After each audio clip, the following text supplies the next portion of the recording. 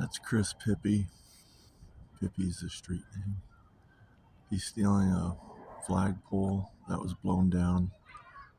As you hear the kids in the background, that flagpole was taken from the active school that's 150 yards south of here.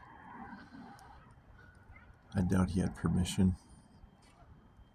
He's taking it to a scrap metal junkyard, probably to get money for gas. Who knows what else he's up to.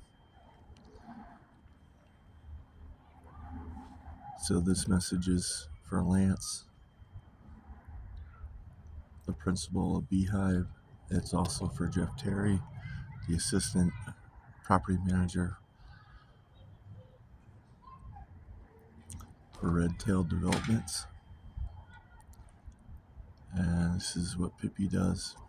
He's been here about 15 minutes.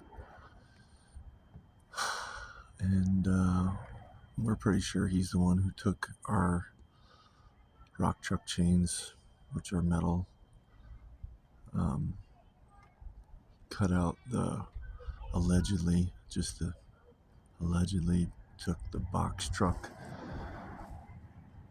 catalytic converters, and then a bunch of golf cart batteries, and the side-by-side was found where he says his girlfriend lives, which is 300 yards south of here. But he's been around now, and this is what he does. My concern was if he overnighted, because it is Thursday, through a holiday beginning weekend.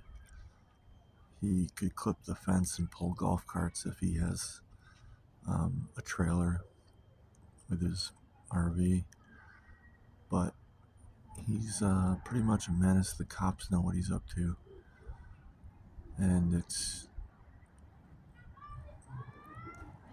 tough to say if it really was him who did this or not, but he's just brazen. He's come back, and he's grabbing scrap metal, of course, but he knows where to go around this whole industrial yard. And we have a lot of extra metal fencing around here. Who knows what it's worth? $50 if he sold it retail, hundreds.